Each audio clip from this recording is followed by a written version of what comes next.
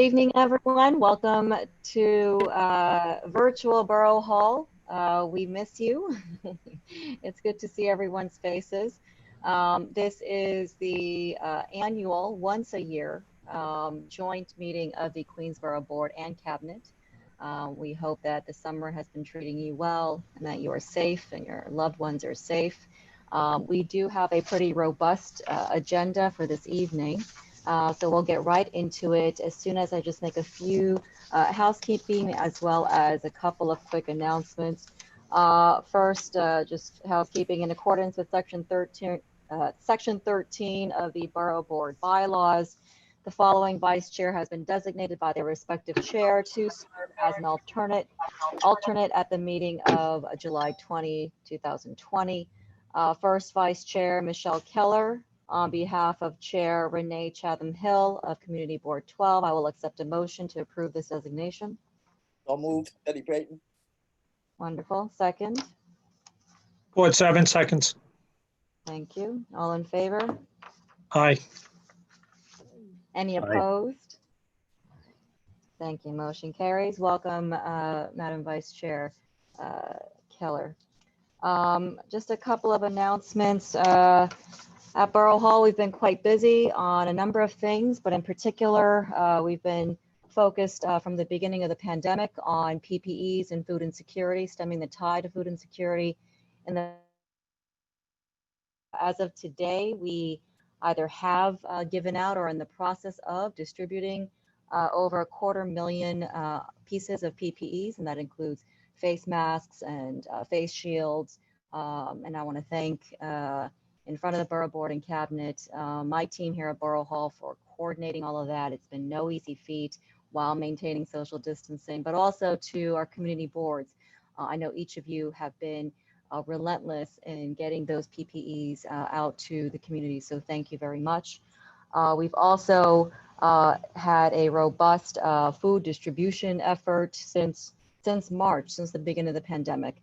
To date, 37,000 boxes of those Fresh Direct grocery boxes that you may have seen that are ubiquitous in the city of New York, thanks to our wonderful partners at Fresh Direct.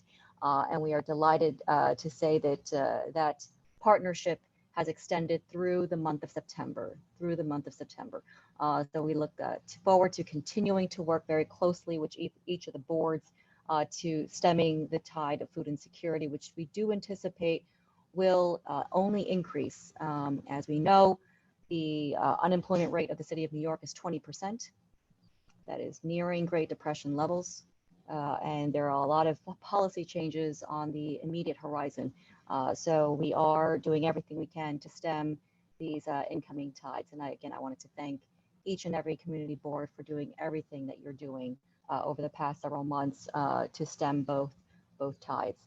On our agenda, as you can see, we've got some wonderful guest presenters, very timely, in tune with our reopening efforts in the city of New York. As you know, we launched into phase 4. It is a diluted form of phase 4 because with the leadership of the governor and the efforts by the city, we are carefully reopening because we have seen across the country what happens when we are not judicious and deliberate in our reopening efforts. And so part of that relates to our schools. Actually, a big component of that is our schools.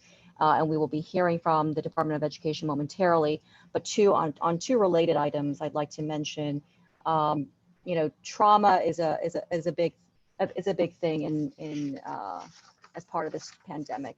The pandemic has deeply disrupted, as you know, the education and the lives of our kids. And so you may have heard of the community education councils. They are a formal voice of the school governance system of the city of New York. I have opened up the application process to serve on a number of councils, that have vacant positions. That includes school districts 25, 28, 29, and 30. The application deadline for those applications is August 7. These are unpaid positions, of course.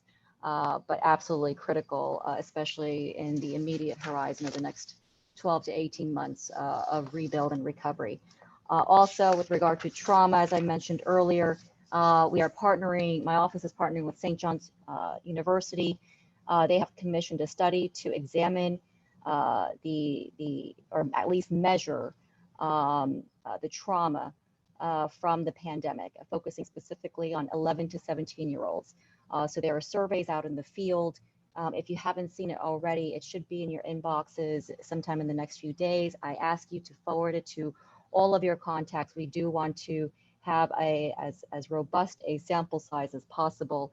And we hope that the data from that will help shape the incoming school year in whichever form that we take the reopening. And with that, we'll move on to our agenda for today. First on deck, we have the Department of Veterans Services. I believe we have Commissioner Hendon in the room.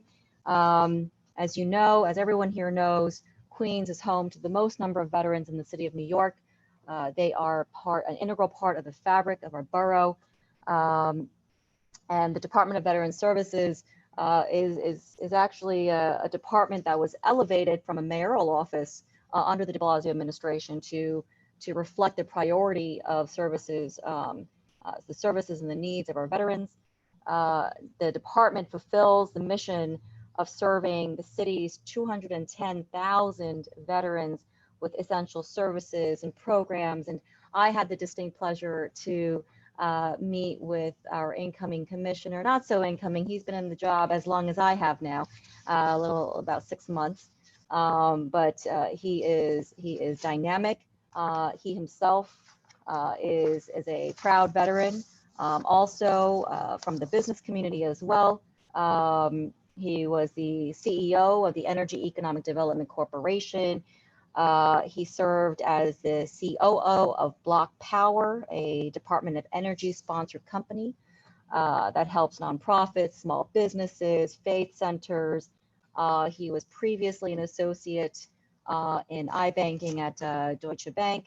And of course, before entering the civilian workforce, he spent 7 years in the U.S. Army as an active duty infantry officer, among many, many, many other things. And, you know, in the 60 minutes that I had the pleasure of meeting with him a few weeks ago, you could tell he is ready to take the department to a whole new level and reach our veterans and serve our veterans in ways that the city possibly has not seen and is possibly overdue. And so with that, Commissioner Hendon, the floor is yours. Thank you so much, Borough President Lee, for that introduction. I truly appreciate it. And just to call it out, Queens does have the highest number of veterans in the city of New York at a count of about 58,000. 58,815 of our veterans of the 210,000 in the city call the borough of Queens home. And so we're just so happy to be with you all, this evening. First and foremost, giving honors and salutations, not only to Borough President Lee, but also to all of the chairs and district managers who are joining us for this board and cabinet meeting tonight. I'd be remiss if I didn't also point out some great people from the Borough President's staff, as far as John Perricone, the Special Assistant for Economic Development, Chris Barker, the press officer at the Borough President's office, and last but certainly not least, Dan Brown, the Borough President's liaison for Veterans Affairs. As Borough President mentioned, my name is James Hendon. I'm so happy to serve as Commissioner for the Department of Veterans Services. And for sake of time, all you need to know about me, I know that the Borough President gave the whole bio, is I, like all of you, love New York City's veterans. We all care about helping those men and women who've put their hands up to serve for our nation and to do everything that is possible to continue to ensure life, liberty, pursuit of happiness. And to that effect, just to give you an agenda for what I'll say in the brief time I have, I'm going to cover the mission of the Department of Veterans Services, speak to some of our priorities overall and in terms of COVID, talk about some major points that we're doing as far as initiatives already discussed with the Borough President, and then just open up for any questions. And so to get right to it, the mission of the New York City Department of Veterans Services is to connect mobilize, and empower New York City's veteran community in order to foster purpose-driven lives for New York City service members, past and present, in addition to their caregivers, survivors, and families. So the way that I look at it, if you look at the community of veterans in this city as being on a bell curve, our entire work involves helping to move that bell curve to the right, as surely as the same work exists for many of you in your respective communities. Just move people from one place to a better place. It's really it in a nutshell. When I think of this job, the major buckets of our work are threefold. We think about things falling in either the bucket of economic empowerment. How do you help someone continue to feed themselves and feed their families and do better at that? How do you help someone in housing security, which is the second bucket? Simply put, the hierarchy of needs dictates that we make sure that someone is right as far as having a place to stay and being okay to get through the nights and beyond and advance whatever that housing status is in this city. And last but not least for buckets, it's culture. The underpinning of us as a veteran society, as a veteran community, is the culture, the things that bind us from when this country was formed over 200 years ago to the present, and the different traditions and customs and courtesies that make us who we are as veterans, and we seek to continue to preserve that. Here in these times in COVID-19, our agency, as many of you have, deals with three major issues right now. One is food, one is housing, and one is employment. So specific to what we're dealing with in the pandemic, it comes down to us for food, speaking to the hierarchy of needs and making sure that certain basic needs are met. Housing, same idea, having that shelter over one's head and making sure you're on the right track there. And employment, in the wake of the unemployment that the borough president mentioned, how we're at, near depression level of unemployment, to make sure people still have a means or a way to have a means to be able to be employed. And so that said, there's several things that we do. I could spend this entire hour, which I know that the borough president would not like me to spend, talking about every single program we have under the roof. I can tell you, you can learn more about us at nyc.gov/vets. Once again, nyc.gov/vets. That's where you see the whole panoply. For now, I'm going to speak briefly as I can, about four major initiatives that we do have under the hood. One of which is claims. Veterans who have served in the military are entitled to certain claims and certain benefits that relate to one's disability status. So if you have a disability that has something to do with what you put your body through while serving the country, you are entitled to certain service-connected disabilities. Also claims as far as education. So, you have earned, depending on the amount of time you've served and the way that you've served, almost all veterans, many, have earned the right to have educational benefits paid for through the GI Bill and through the post 9/11 GI Bill. And there's some paperwork that needs to be taken care of for you to access that oftentimes. We help people get that paperwork. And last but not least is a VA pension, where veterans, certain veterans, depending on the service and nature of it, are also entitled to a separate VA pension, which they receive. And this goes back to that economic empowerment bucket I mentioned. So one of the things we do is we just take appointments where we help people prepare their paperwork to submit to the VA, that it be decided, what will your benefit be? What will the extent of it be for you in terms of education, in terms of disability, or your VA pension? That's one of the things we do. The second thing of the four that I'll mention that we do, we have a program called Mission Vet Check, where we're working to reach out to as many of our 210,000 veterans as possible. It is so critical to have that connectivity amongst one another. A majority of our veterans are older than the age of 55, and the largest cohort is actually 65 or older. If you think about those who fought in World War II era, Korea era, Vietnam era, and we do everything we can to reach out to all veterans, but particularly those older individuals. And we are always on the lookout for volunteers, be they people who have served and those who have not, just to reach out and do that buddy check to see if that person is okay. And more details about that, we can sign up to either receive a call, or if you'd like to be one of our callers, can be found at nyc.gov/vetcheck. So just nyc.gov/vetcheck. And that's our Mission Vet Check initiative. We've reached out to over 12,500 veterans thus far in the past several weeks since COVID took off, and counting.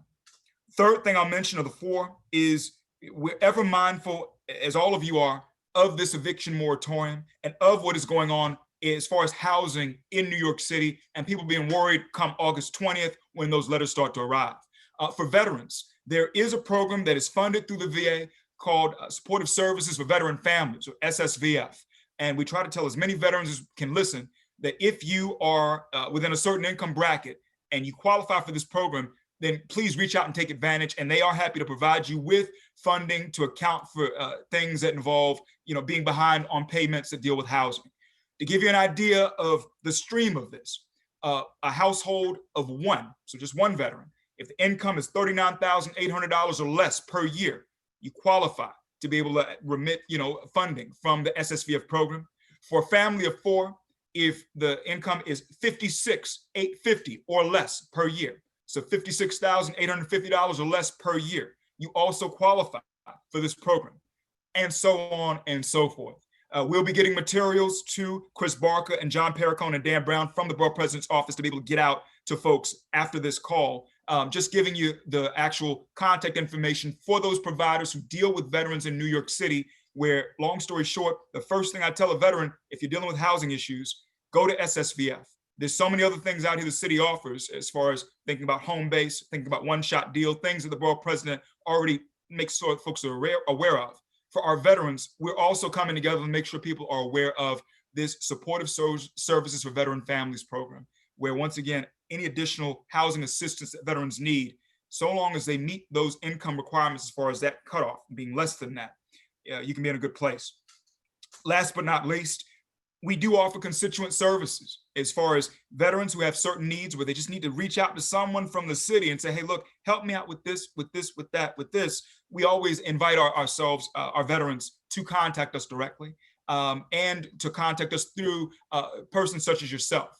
They can always call the Department of Veteran Services at 212-416-5250. Once again, our number, which is on the website, which is nyc.gov/vets, by the way.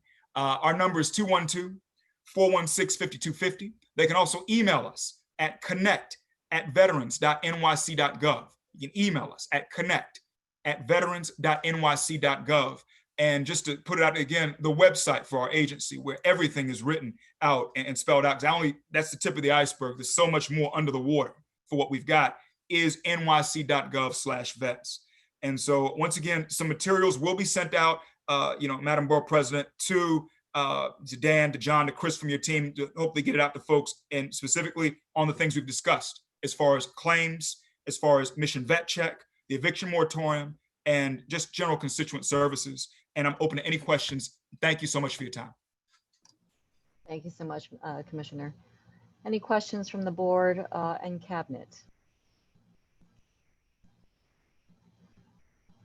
Unsurprisingly, it was a thorough presentation.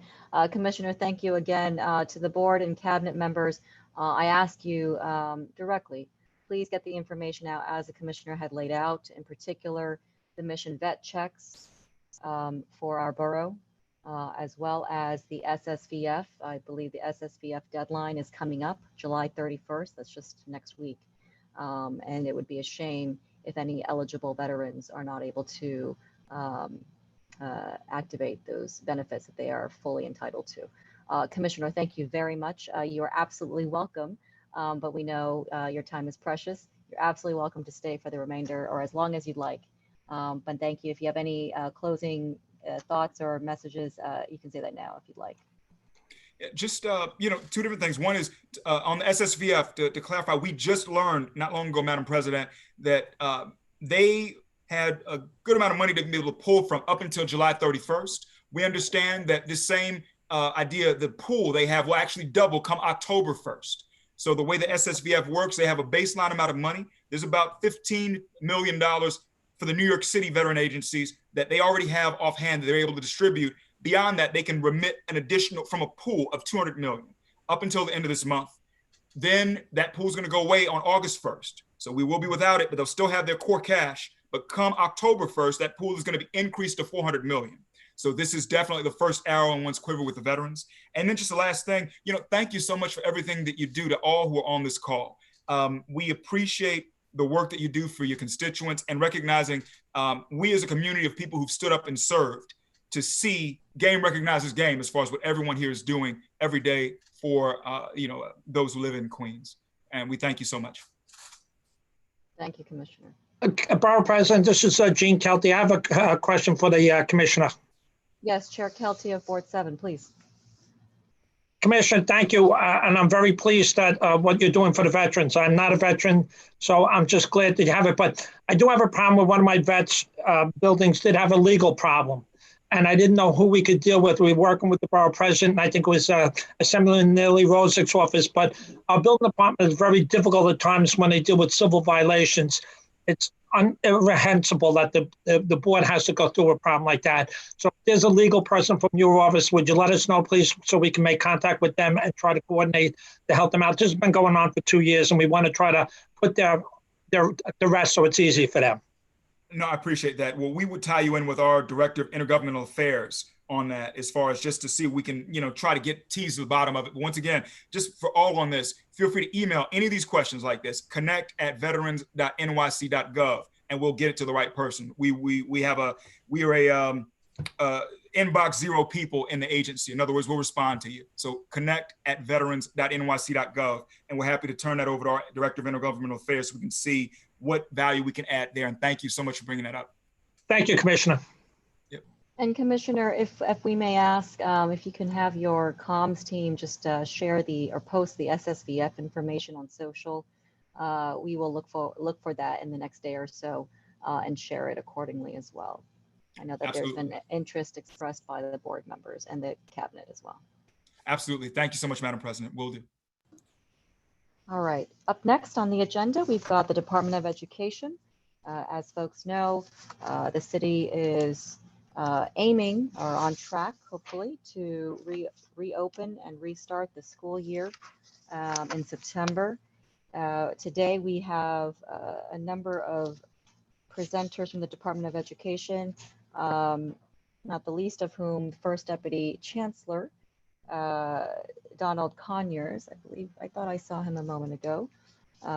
He is also joined by Superintendent Mabel Sardoui. I saw her a moment ago as well. And of course, our new Superintendent of Queens South, Marlene Wilkes. I don't know if I saw her earlier, but as folks know, everyone knows what the Department of Education does. And another quick plug about the community education councils. Please get that information out to your respective districts for the positions that are vacant. And so with that, we'll jump right in. We do have a number of folks from the Department of Education, including the officers that I just mentioned. We have CEO of School Facilities, John Shea, Director of Community Affairs, Sadie Campo-Moore, Chief of Staff to the Chief Academic Officer, Katie Morrow, and a number of other officials as well, to fill us in on the latest with regard to reopening the schools in the fall and all the preparation toward that. And so with that, Deputy Conyers, the floor is yours. Welcome. Well, thank you so much, and good evening, Borough President Lee, and thank you for organizing and inviting us to call this meeting this evening. So sorry, and thank you to the City Council members and the community boards who are with you tonight, and for all the fine work that they've been doing, continue to do. Your partnership is critical during these trying times. But let me take a moment to please and allow me to convey our Chancellor Richard Carranza's regret, as he is not able to attend this evening, but certainly would want this meeting to go on and is very much concerned about this talk tonight. Thank you for your opportunity to present before you to talk about the plans for reopening schools in September. Borough President Lee, thank you for all the advocacy and all that you're doing on behalf of the Queens County communities. My family's footprints are still on the Rockaway Peninsula, where I graduated Beach Channel High School. I met my wife because I was her family newspaper delivery boy. And I also delivered newspapers to the home of New York State Senator James Sanders and his gracious parents. So my name is Donald Conyers, and I am the interim acting First Deputy Chancellor for New York City Department of Education, and I stand proudly in that space. Joining me today, as you've indicated, there are many team members, Executive Superintendent Mabel Sardoui for Queens North, and Marlene Wilkes for Queens South. And if you'll indulge me, once I get a little further in, I'd like them to have like a minute each just to say something as we proceed. We also have many other dedicated members of the department joining us tonight, and I thank them in advance. This shift in reality has touched each and every one of us in profound ways that fundamentally changed our daily lives. Building community and talking to each other and counting on one another is important now more than ever. There's been a gigantic system-wide change made in a very short time, and we are eager to hear your feedback and that you're giving and to identify ways to partner in a more ongoing way. Let me be really clear that no one has figured this out. And at the moment, we are endeavoring every day and have been since the close of our school buildings in March to continue figuring this out so that we are ready for our students in September in a different way before pre-COVID. The Chancellor's commitment and my commitment to all of you is that our teams continue to engage with you as primary stakeholders in this massive educational transformation, and that we keep you informed with the most current information, which I really believe that our teams are doing now. But I'd like to add, I'm not going to allow the commissioner to outdo me with his website. We're going to offer a website as well, schools.nyc.gov/return to school 2020. I'll state it again, schools.nyc.gov/return to school 2020. We thank all of you for your undying commitment to the advancing of equity and excellence during this time, all the things that you're doing, providing for PPE and giving people the comfort and security that they need. And we're looking forward to getting into the discussion with you today. I will ask first that Executive Superintendent Mabel Sardui give us a greeting, and then followed by Marlene Wilkes, please. Good evening, Borough President Sharon Lee. Thank you for having me this afternoon. Thank you for your partnership. Thank you for your commitment for the children of Queens North. For the board and your team, thank you for being partners in this work. Just an overview, I have 165 schools in District 24, 25, 26, 30, and the high schools within that jurisdiction. We have 18% of our students are L's, which is 26,000. And we have students with special needs, 23,000. And the home languages that are top home languages are Spanish at 65%, Chinese at 21%, Bengali at 5%, Arabic at 3%, and Korean at 2%. Really, Queens, we have all the languages within our borough. I'm happy to say that I started my day this morning visiting 2 summer sites, and children were having live instruction both in the elementary and in the middle school setting. And it was great to see the little ones in 4th grade learning about obstacles and how to handle obstacles in the story that they were reading around campfires. I also went to visit a middle school, and it was great to see our middle schoolers reading and also talking about the different character analysis that go through time within a novel. Besides our summer in the city programs, we also are doing professional learning at the BCO, and it's for teachers as well as administrators around cultural responsive and sustaining education, around blended learning, and around needs assessments. We also offer for our multilingual students, the teachers support in the standalone model, best practices for our multilingual students, and remote learning series for Chinese bilingual teachers. We also had, since March, we've done a series of social emotional, crisis and trauma workshops for parents, for students, for teachers and administrators.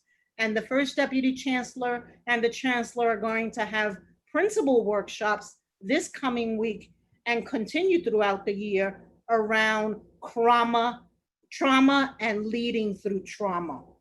So our website, just to give you our website, a lot of these workshops are on video, and it's queensnorth.strongschools.nyc.gov. Looking forward to continuing our partnership, and thank you, Mr. Conyers. Yeah, thank you. Thank you very much. Marlene Wilkes, please. Executive Superintendent. Hello, everyone. This is Marlene Wilkes, and actually I'm the Executive Superintendent for Queens South, have been since 2015, and I'm currently in the interim acting position of Executive Superintendent, and hopefully someone will be online soon. So in Queens South, we have a total of 150 schools. In District 27, we have 60 to include high schools.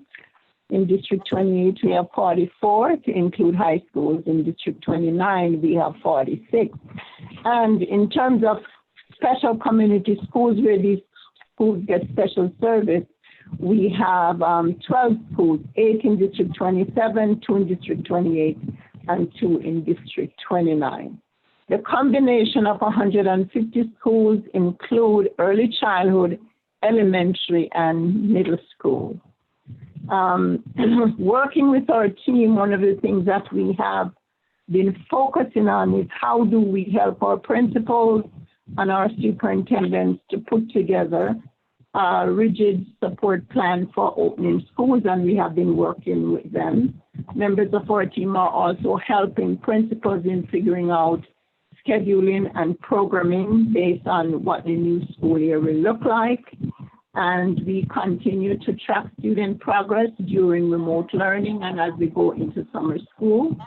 And we provide lots of professional learning for our teachers, our assistant principals, and our principals. So as not to keep going, and based on the languages that Mabel spoke about, those are the same ones that we have in Queens South. So thank you so much for inviting me, and I'm here to listen and to learn. Have a great evening. Thank you, Marlene Wilkes. So this is serious business, as you know, and we're so glad to be and proud to be involved in this with you and other leaders throughout our city. One of the things that I do want to lift up that Mabel Sardui mentioned is this week we in fact are leading the principals in citywide professional learning. And key among this learning will be the trauma-informed care, that we are ensuring that all adults and students are both covered, taken care of, and make sure that we provide the type of environment where students are returning to a place that is both safe, inviting, and that we take the time to ensure that we build community, that we ensure that students have an opportunity to discuss, to talk about, to reflect upon, and to share their experiences. And we, as the Chancellor has indicated, we don't apologize. In the first couple of weeks of schools, we are going to ensure that we are keying in a macro way and in a micro way to the social emotional wellness of our students and our staff. We believe that when we have a community that is feeling good, that is well, we are able then to accelerate and learning, and then we're able to dig into the instructional aspects that promote the achievement and the learning. So our priority is to balance the educational needs with health, safety, both physical health as well as mental and emotional. We will continue to lead with the lens of equity and excellence, giving children what they need to excel, and recognizing that there may be some differences in terms of what students need.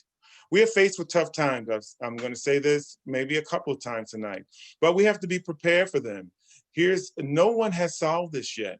We have been working diligently, but we intend to continue working toward our goal of ensuring that every student is educated on a daily basis. We need to be nimble as the landscape continues to evolve. It's part of our important aspect in this problem solving and in this working together. We need to provide families with consistency and a set routine. So families need consistency to keep their students focused, schedule their childcare, to keep their life organized, and have confidence in the safety of their children in their learning environments, and also have agency in decisions that will affect their livelihood and families. We are very much aware of that. Students need routine in their learning, and building habits and academic success through a regular pattern and cadence of instruction, support for both academic and social and emotional health. No longer do we think of these as separate. These work in an intertwined way together, the academic as well as the social emotional wellness of our students. Teachers need clear expectations for schedule and pace for working with students so they can maximize the support in the correct modality. Again, all students will be learning 5 days a week. Blended learning is something that all students will partake of as one of the modalities for this learning. Students will return in September as our plan, and either a blended learning model or fully remote learning model if they so choose. Schools will be supplied with additional cleaning supplies, including hand sanitizer and disinfectant wipes. The DOE Central will provide all additional cleaning supplies and PPE, and they will not come out of the individual school budgets. Our buildings will be deep cleaned on a nightly basis with electrostatic disinfectant sprayers, and HVAC systems are being upgraded as we speak to ensure better ventilation. All schools will also identify a space to be equipped as an isolation room in the event that a student or a staff member becomes ill while at school. We will continue to provide clear and consistent communication. And I thank you for your patience and your ear at this time. We want to shift now. I'm going to ask either Ailish Brady, one of my colleagues, or Katie Morrow, both from the Chief Academic Office, to present the slides that we have, and then we'll take your questions thereafter. And during the question and answering period, I may phone a friend. I may be calling on other team members to provide additional comments. I thank you for your time and your attention thus far. Ailish, Katie. Hey, Carolina, this is Alon from IGA. Can we get the deck? Will do.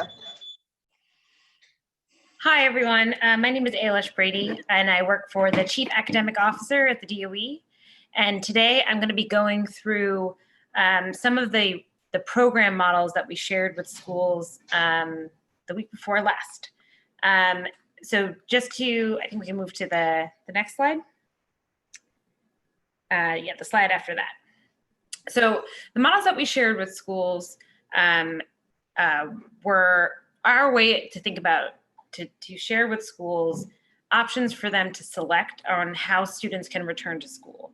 So there's three main strands in our thinking that a school needs to think about when they think about how kids can come in.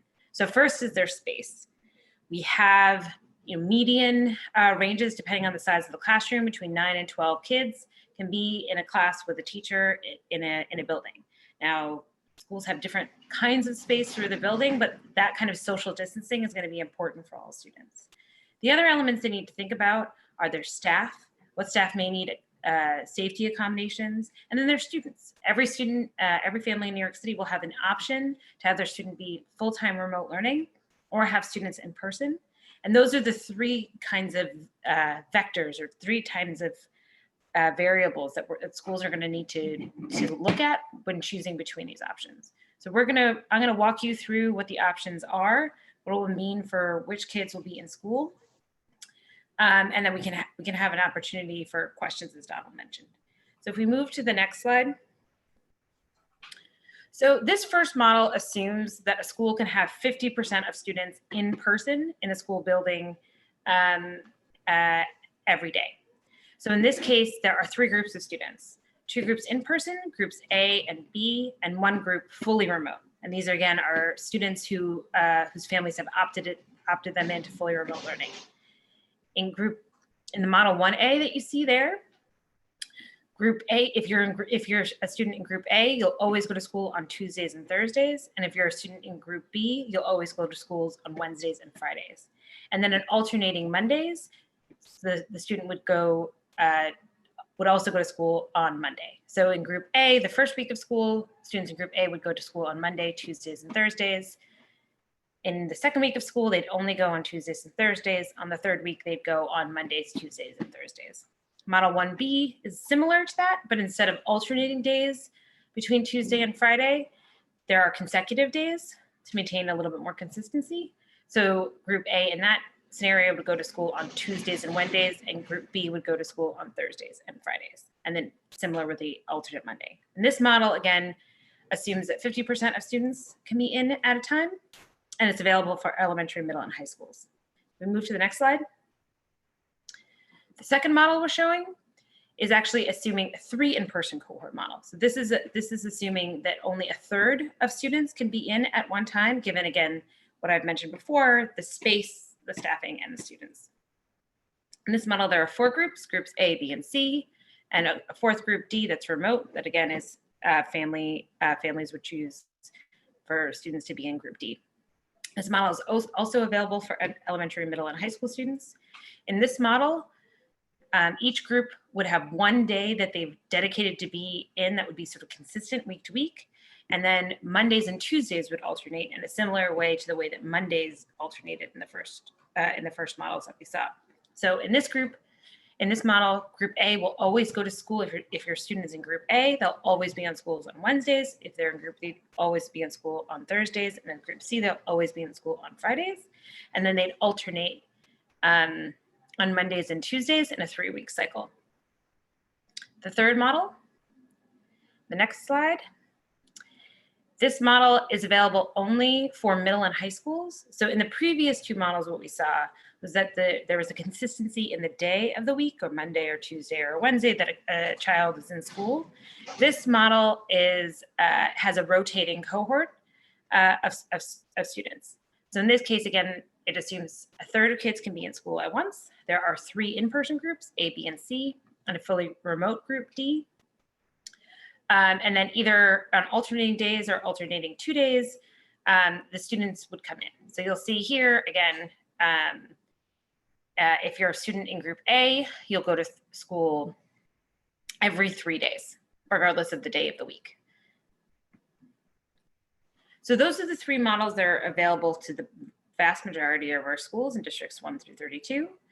And again, the first 2 models are available for all school types, and this model is only available for middle and high schools because for consistency in students, for childcare purposes, we wanted to make sure that there were consistencies in days for elementary school students.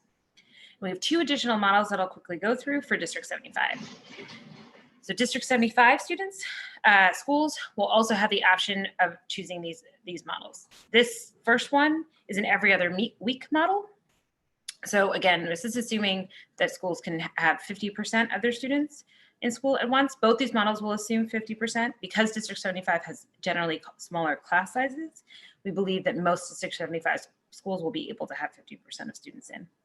In this case, there are 2 in-person groups in Model 4A, A and B, with a 3rd group remote. So in this case, Group A would go in for the full week, and then Group B would be remote for that full week, and then they would switch off. Model 4B introduces an all in-person group of students, which again, because of District 75 small class size, we believe that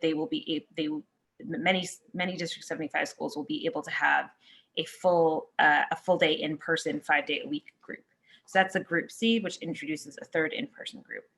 And if you go to the final slide for the 2nd District 75 model, what you'll see there, this model you'll remember from the first slide, Model 1, where there are 2 in-person groups, Groups A and B, that alternate on Mondays. That's that Model 5A that you see there. And then the Model 5B introduces a fully in-person group 5 days a week. Again, that we believe that District 75 is uniquely poised to provide the community, and because of the communities that serves, those students are most in need of that high touch level of support. So those are the program models. And I don't know, Donald, if you want to move on to the rest, or if you want to stop here for questions, I'd leave that to you. Yeah, I'd like to stop here for questions around the model while Ailish is up. If there are any questions regarding the model. Thank you, Ailish. Yeah.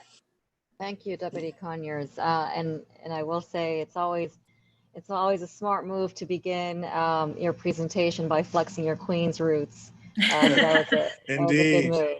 Thank you. Thank you. I'm from Brooklyn, but that I know that doesn't count. Yeah, no, you don't want to be No. invoking that here. I know that we have a number of questions. I think first I saw some questions immediately from Chair Deller of Board 2. I know District Manager Coloris of Board 1. But before we actually, I just want to give a courtesy to our elected officials who are in the room. Councilmember Grodenchik, did you have any initial questions or comments? Thank you, Borough President, and thank you for putting this together. It's a pleasure to see people that I haven't really seen in some time, and I hope everybody is staying safe. My credentials, I was a Long Island Press paper boy, and I delivered to Congressman Ackerman's building, although to truth be told, I don't remember if he was on the list, but oh God, Senator Al Walden also lived in that part of Pominock, but I don't know if he was on the list either, but what are you going to do? Beginnings. Good My beginnings. first job. I have a question, two questions. One, who decides which model? Is this left to the superintendents? And I represent a major part of District 26 and the northern part of District 29. And I have about, with my co-located schools, I think I'm up to 35 schools. So I have a lot of schools. And it's important for me to know whether or not the superintendents, Junta and Mitchell, are going to make these decisions in their respective districts, or is it going to be up to the principals? So a great question. Absolutely, this is a school-based decision. The principals, after receiving all the information that they need, which is still coming in, will consult with the SLT. We'll be providing information to parents at large regarding the model that they've selected based upon the capacity, the learning preference survey results, as well as certain things around adult accommodations, and to ensure that they have the best model selected. They will use the models, or select from the models that Ailish has presented. And if for some reason, some minor reason, I mean a slim reason, that schools feel that they cannot fit into any of the models that were presented, they will go, they'll submit to an exception process. That exception process will be the responsibility of the superintendent initially, and that's probably the decision-making that you may be referring to, sir. But it is certainly a school-based decision, because the perspectives and decision-making should be at the local level for that model. All right, and Borough President, if I can follow up, I have many District 75 schools. Some of them, like P4 at 179 and 811, stand on their own. But many of them are also sharing space. 224, P224 shares space with 186. 993 is at 191, but they're in a lot of different places. So my question is, how will that affect our children? Because in many cases there's blended learning, which is such a wonderful thing and very inspiring to me and to so many other people.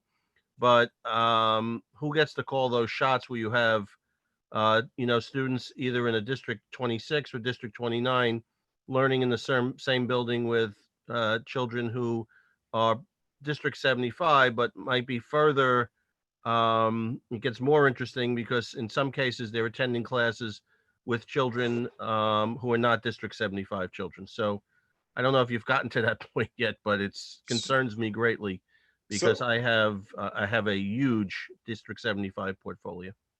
Right, so I'm going to approach your comment and question this way. First of all, there are options for District 75 students. As Ailish went through, I believe, option 4. What you also spoke about was an opportunity for mainstreaming of District 75 students. But let's first take the District 75 as a standalone. That District 75 school community will select its option. And there are some students that they consider to be probably more of primary candidates for 5-day-a-week instruction, depending upon the size of the class, the space that they have. And then there's some that will be doing remote learning. Those are also in accordance with the learning parent survey results. However, when you get to the issue of mainstreaming, where students are going into other classrooms, that still is, I would say to you, an open, I'm not going to step too far away from that into that, because I want to make sure that that the school that is where the student is being mainstreamed into that classroom, we have to consider the size, the number of students in that classroom, but certainly we are committed to ensuring that students have the best possible educational experience, but health and safety still remain first and foremost as we take this journey toward educational excellence. I'm hoping that I've answered. I appreciate that, Mr. Conyers, and I think there's a lot of work ahead of us because it's July 20th, and you know there are so many schools. You know, when I look at a school like 993 that has locations all across Queens County, and other schools have a similar, you know, a similar outlook or similar model. So. It's something that really needs to be, and this is something I mentioned to the chancellor every chance I get. Not that I see him every day, but because it's you know, having that many District 75 schools, you know, I have become not an expert, but certainly somebody who's certainly very interested in the education of these young people. So yes, thank you for your work. Thank you, Borough President Lee. And I will yield the balance of my time, not that I have any. So thank you. good seeing you again. Thank you. Thank you, Councilmember. Chair Deller of Board 2. Yeah, good evening. There were a number of questions from parents in our board community, and I just want to submit those for consideration. But what I would like to ask are really the last two questions. One was about the rec center process for essential workers that's been going on to date. Is that going to continue, you know, when the school year starts? That's question one. And the second question is about remote learning. And if your student already has a place in a school and they choose remote learning, when they go back to school, will they be guaranteed their place in the school? Oh, two good questions. And if you allow, I'll take the second question first around remote learning. So the Learning Preference Survey is a survey that's given to all students. So all students are starting at point A, and their parents will decide whether they want to have students do 100% remote learning or whether they'll have the blended or the hybrid model. So the decision is going to be that of the parents. If a parent decides, for example, that they want the student to go into the blended or hybrid model, and they have been programmed into the school, that creates the surety for that period of time that the student will be attending school in some model, partial remote, as well as physical presence in the building. If for some reason during the period of time that they're in school, the parent decides, oh, I want my son to now do 100% remote learning, they're free to do that. The opposite is where you have a parent that has signed in for 100% remote learning and they decide that we want into the school building. The principals and their teams have been working, will be working to program, and that it will be almost impossible to keep up with the change of the programming without setting in place some benchmark or some period of time which would give the parent and that student the opportunity to come back into the physical building. So we are desirous of all students. Again, they'll be learning for 5 days a week.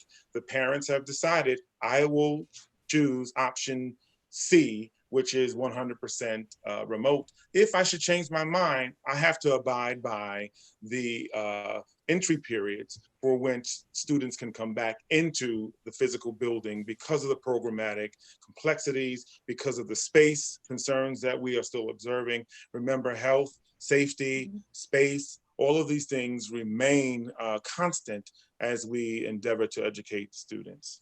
But would your place in a particular school be taken if you as a parent opt for remote learning for, let's say, the whole semester, right? Will you fill that place in the school, and then would the child have to go to a different school? So I believe that you remain on the school's register. Mm-hmm. You're just receiving the learning modality will be that of 100% remote learning. Great. So I don't think that is the issue or the concern that one should have. It's more about opting into a hybrid model after you have decided that I will do 100%, and also the free ability to opt into 100% remote learning if you've come in and then there's been a change of mind. By the way, the parent learning survey due date for completion is August the 7th. Just want to put that out there. Going to your first question, which about the continuing of the rec centers, we've been doing a lot of good work at the regional enrichment centers, and it's been very successful. We've learned a lot from that. I hesitate to indicate whether or not the regional enrichment centers will remain open or closed. I'll leave it there for now, and we'll all right. Thank you. Thank you very much. You're quite welcome. Thank you. We have questions from District Manager Coloris of Board 1, followed by Chair Orr of Board 14, followed by Chair Budabin of Board 11. Good evening, ladies and gentlemen. Thank you for hosting us tonight, Borough President Lee. Thank you for everything you're doing for our beautiful Queens. My question is, you made a statement about an isolation room, Commissioner. What does it mean to become an isolation room if somebody becomes sick? Does this mean that the classroom would go into lockdown? And if so, would the children stay at the school for an amount set of days if a classmate became sick in the school during the school day? I have a second question that I want to piggyback. Because of the lessons learned now, are we also preparing for September, October in case the flu virus meets the coronavirus for close down in case it should need to happen?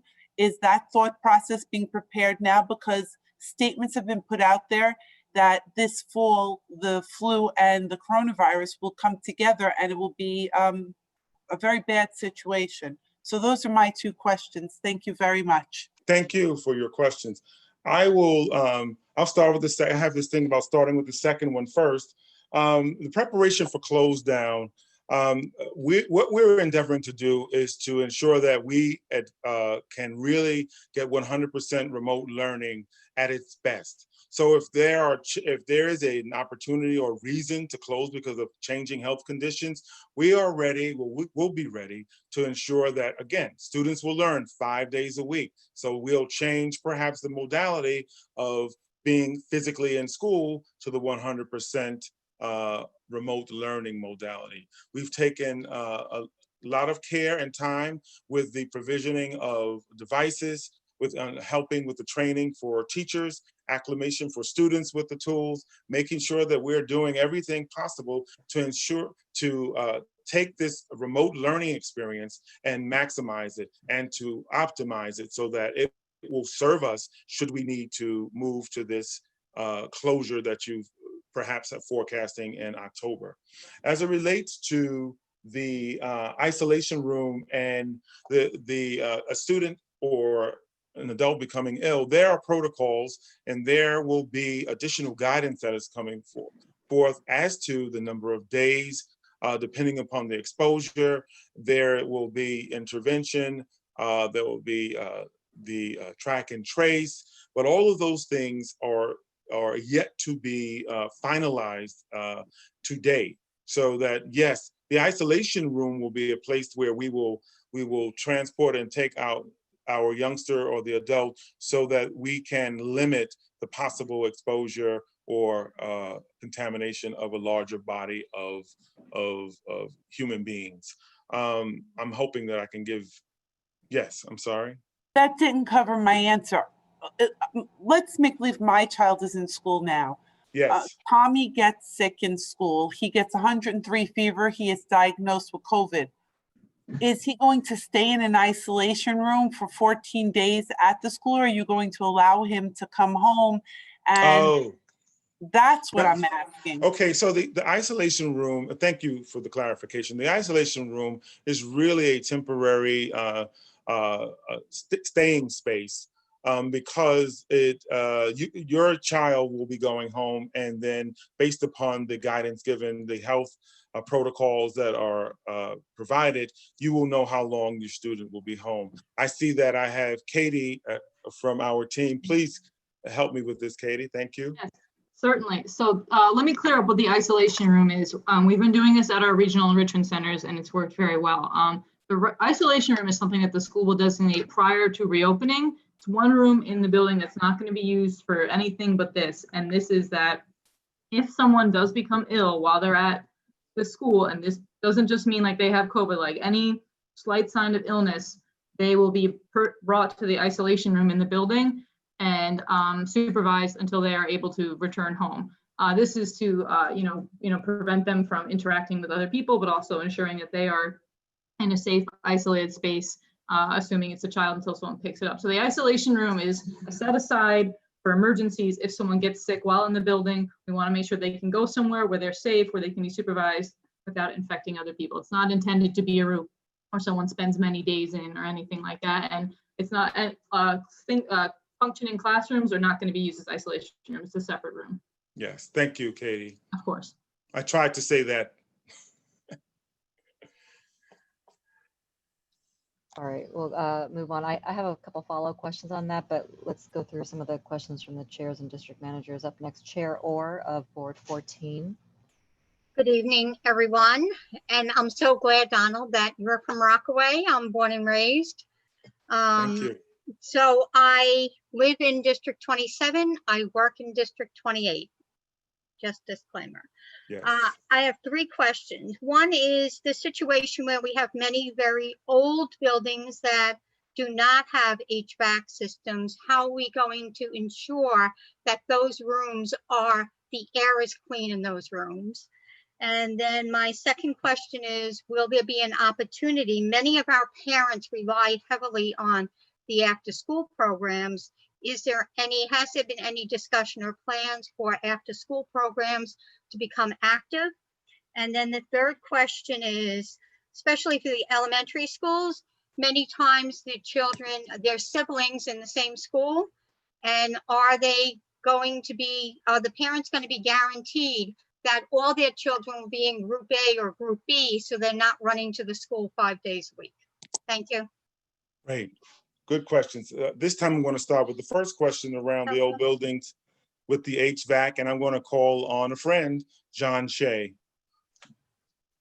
Do we get to split the prize money, Mr. Conyers, if you get Yes, it right? sir. All right, Yes, great. Excellent question about the HVAC. Thank you so much. About more than half of our buildings were built before 1938. So you are 100% correct. We have many buildings that do not have central HVAC systems, but that does not mean that they do not have ventilation. Those buildings were designed, they were actually designed with more of an outside air requirement than buildings today. And the ventilation is in large degree, the windows. And we have done a survey of all of our buildings to check on the condition of all of the exhaust fans, as well as the other central HVAC systems. And we also included the windows in that to make sure that windows are operable. Lower sashes are usually pinned to only open 6 inches, but in many cases, upper sashes can open larger than that. And we are making sure that custodians have the knowledge and the tools that they need to make sure that even those older buildings are able to be ventilated properly. Thank you, John. So I'm going to ask Katie to come back on the the opportunity for after school question that Ms. Orr asked. Yeah, we'd like to, I know after school is so important and we're working to, try to make sure that we can make that work. Just so you know, all of the decisions we make about anything that we do in a school are guided by 4 principles. One is you have to have masks available for everybody. So everybody has a mask. You have to be able to socially distance, which means you need 6 feet between all the activities. You need to be able to wash your hands or do hand sanitizing for the number of people. And most importantly, if people are sick, they need to stay home, and everyone needs to be very aware of that and follow those protocols. So any activity that we consider doing in a school building, we put through those guidelines and we try to ensure that we can do it. We're really hopeful that the after school will work out, and we're working on more detailed guidance about that now, including what activities, physical activities you can do in the after school safely. So more to come on that. Thank you, Katie. And to go back to the sibling on the same day, I just want to be real and transparent about that. Principals will group students based on their instructional programs. And we're asking principals to have siblings programmed on the same day within the school. And we know this is a major issue for parents. So you're not juggling a lot and you need that consistency. We hear you on that. I will say that we're asking principals to do their very best to have siblings programmed on the same day. Okay, great. Thank you so much. Thank you. Thank you, Chair Orr. Up next, Chair Budabin of Board 11, followed by District Manager Marie Adam Ovide of Board 8, followed by Chair Weitzman of Board 6. Thank you, Madam President, and thank you, Mr. Conyers and everyone else from the DOE. Just really quickly, 2 questions, and they both go to looking forward and whatever degree of certainty we can get here, which I know is obviously not 100%. But first, to the reopening being planned for September, where is the UFT on all of this? To what extent, has there been agreement, or is that still, being discussed? Essentially, how much can we take to the bank, the plan that we are being proposed today, and how much do we have to consider it, with an asterisk that we need to have full sign off from the union? And I just heard various things, from a rumor perspective on that, so I just don't know what the reality is. And then secondly, one of the most beneficial aspects of the broader state reopening plan, from my perspective, had been the phases that were planned from the beginning, so that there were clear metrics that were put out there, by Governor Cuomo, that said, okay, if things get, this much better and this much time, we're going to move forward and move, into further reopening. Or if we can't maintain this, these metrics, we're going to scale things back. And I know for my own children and the people in my community that I've talked to so far, one of the things that people are talking about is, well, where do we go from here? So, what discussions have there been about when we might move to a full or further reopening, or what would need to happen for us to pull things back, so that we know what we can look forward to, or what we need to sort of follow to see if we're heading towards perhaps a further shutdown? Thank you for those 2 questions. I'm going to start in with the one around the state and the clear metrics and the planning. And I want to say that we are very much in touch with the state regularly. The chancellor is in touch with physicians, to include Dr. Fauci, on a regular basis, making sure that we are leading with the science and making sure that we are separating the science from the science fiction to ensure that we do everything that is necessary. We have been, New York has been, thankfully, has been among the leaders to flatten that curve. And we are still waiting for the opportunity where we return 5 days a week. But until then, we continue to work through all of the necessary dictates of the state, looking at the health conditions, making sure that we are programming accordingly, and doing the very best that we can, knowing that we are very much aligned with the state, sir. So I can't give you the actual metric of, like we have, I heard the Borough President Lee said that we're in phase 4 anemic, conditions change. So we want to make sure that we are constantly watching and working every day to ensure that whatever the criteria are, that we're meeting that criteria, and that people are doing their very best to help us there with wearing the mask, washing their hands, making sure they maintain physical distancing, and staying home if they are sick. So that's where we are on the second question. In terms of the rumors that you're hearing around UFT, I can neither deny, verify, put out a disclaimer. I can tell you this much. I can tell you that all of our labor partners are working hand in hand with the Department of Education. We're all very serious about this returning to school, making sure that remote learning is fortified, strong, ready for our students, that everyone is being protected and stays safe, and that the health of all individuals, students and adults alike, is being cared and guarded. So I would say to you that everything is around discussion, meeting of the minds, making sure that we keep the shared mission and shared understanding about where we need to go and what we want to do. And I'll leave it there for now.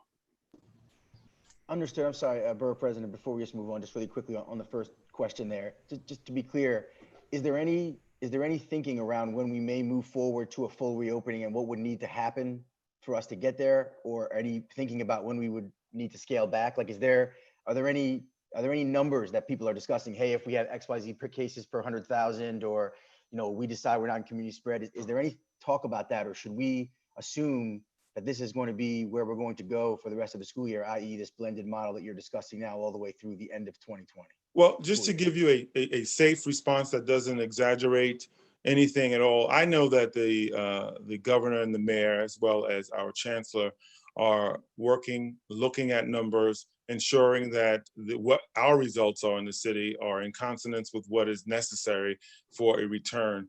As far as the exact numbers, Mr. Budadin, I can't give you that tonight. I wish that I had all answers for you, but I really don't have that tonight. Okay, I understand. Thank you very much. Thank you, sir. But thank you for your candor, Deputy Conyers. Thank you. District Manager Adam Ovide of Board 8. Thank you, Madam Board President, and thank you for having this very important conversation.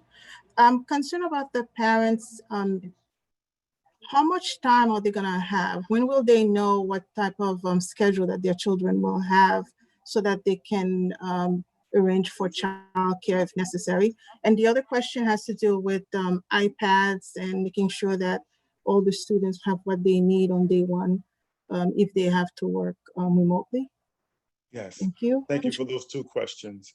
I will say, in terms of parents and the schedule, parents will receive student programs sometime in August, so that parents will have ample time to decide on childcare or how they are going to ensure that their children are getting to school if they've selected the hybrid model. I'm also happy to say that I've heard the chancellor indicate that the mayor has ensured that there will be 100,000 seats and 100,000 agents, number of seats for students to support childcare options. So that's another thing that I really want to mention, with upwards of maybe about 50,000 seats on a given day.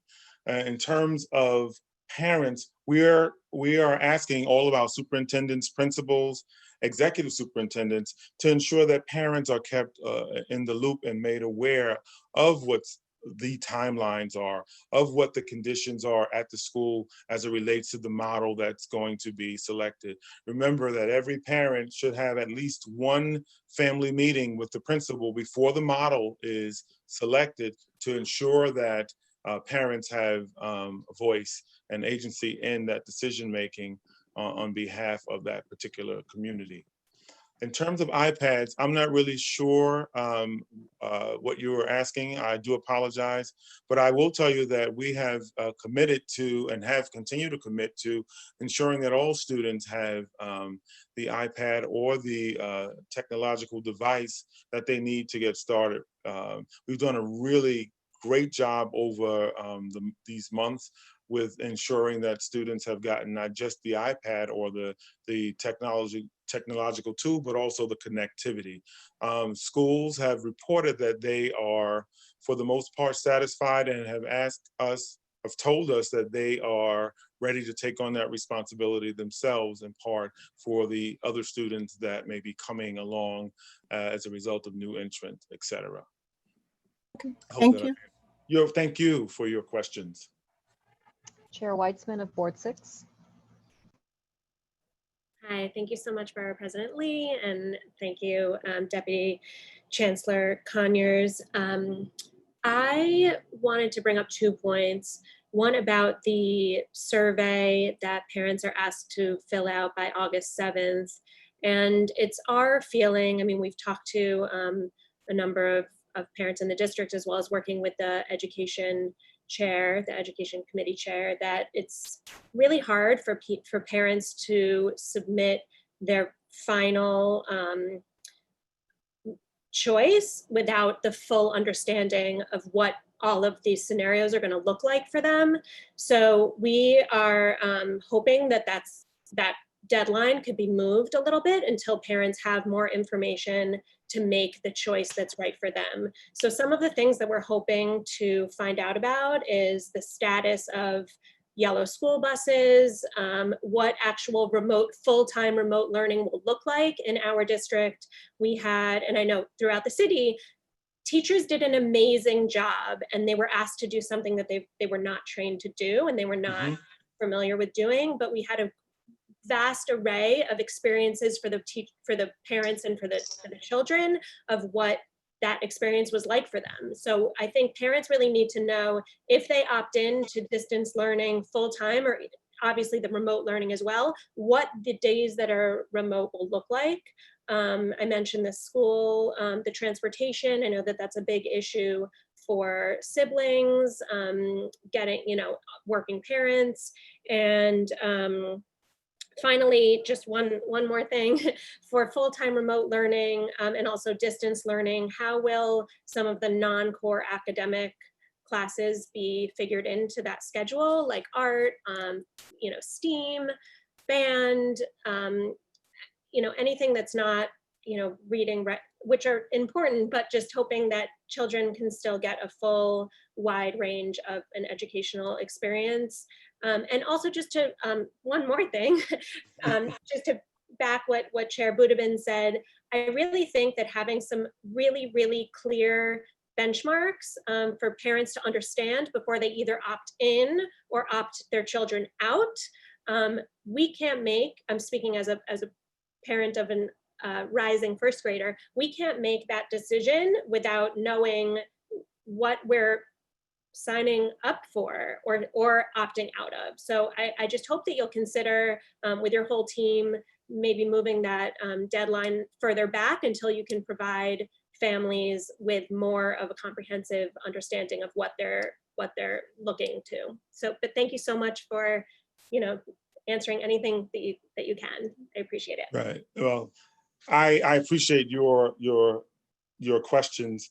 As far as the date of August 7th with the survey, I would have to take that back. I mean, I will say that to you clearly to see if there's any consideration about moving that date. However, in saying that, I also want to just to mention that the remote learning experience for all students, we have learned a lot of lessons and doing this, and we've gotten more of our pedagogues trained.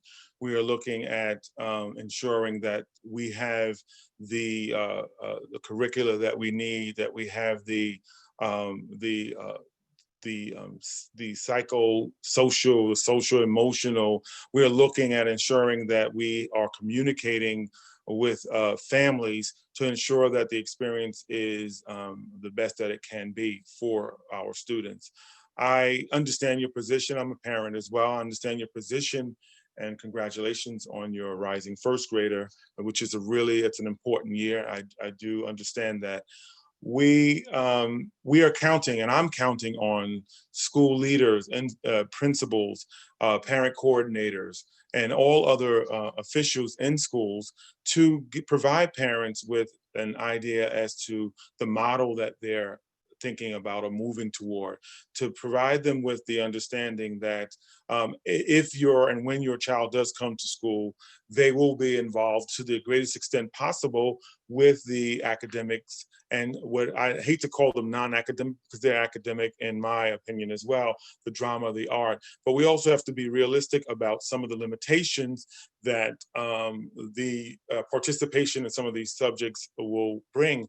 If I'm in dance, I have to make sure that I am physically distancing myself. If I am in music, vocal, well, I know that I've heard and I've seen in the news reportings where church choirs, where choirs are singing, they're asymptomatic, but all of a sudden there are 20 to 25 people that have been sickened. We have to consider where instruments, where you have to, like our chancellor talks about the trumpet, we have the spit valve. So all of these things are considerations. But for physical education, we encourage the utilization of outdoors as much as possible. I cannot guarantee, see, one thing I can't do tonight is guarantee that I have all the answers, and that all the answers have been, gathered, and we're ready to move forward. This is a continued work in progress, and we are doing the very best that we can. However, to ensure that you have information. But I will say to you that the August 7th survey, I will take that back. And if we're broadcasting, I'm sure it's already out there, that I'm taking it back for consideration. And congratulations again to your first grade. Thank you. I really do appreciate that. And if you have any, just to one follow up, if you would allow. Borough Certainly, President. certainly. If there's any kind of date that we can assume that parents will hear these details about either, about anything. If, with the survey at this point, thank you for bringing it back. We're expected to fill it out by the 7th. And then I know that on the 14th, the school, based on the timeline, the schools are submitting their choice. At that point, are we going to have more of an understanding? If there's just any date that we can expect to get more details, that would be wonderful. Yes, thank you. Thank you. You're welcome. Deputy Conyers, I know that you had actually halted the original presentation where past hour flew by. We probably have about another 10 minutes if you and your team are willing for more questions and comments, discussion. If you'd like to go back to the deck, if there are any, I don't know how many more slides are in that. I think that we've accomplished really showing of the deck. So I think we wanted more so to get to the questions, to hear, the comments, the concerns, or just wonderings, and so that we could answer as best and clearly as possible to make sure we have get the information out. So if there are any more questions. I do have some questions, if I may. And I understand that you started off talking about how we have to be nimble. It feels like we've been working in this pandemic for a very long time, but fact of the matter is, it's been less than a year. Yes. We know very, very little still about this virus and the variations thereof. And so we understand, and by we, I mean Queens, frustrations aside, the predictability is out the window in the year 2020, that's for sure. But we appreciate everything that you and your team have been doing to ensure and maximize safety. That is of ultimate concern. On that note, there were some questions I just want to piggyback off of with regard to protocols for when there's a positive case. There is an active contact tracing effort underway by the city. So how does that fold into the process of school operations? Because back in March, when there was the first positive case reported, there was no contact tracing procedure in the city. Now we do. What does that look like in terms of our schools? So, for example, you meant there was a kid has a fever. Does the contact tracing go into effect immediately, or does it wait until the results of that child's test come back positive when the contact tracing and the informing of everybody who may have come in contact with that child or anywhere that child stepped into. Could you give us more insights on that? Yes, I'm going to be wise enough to ask Katie from School Health and Wellness to step in. Katie, are you there? I am here.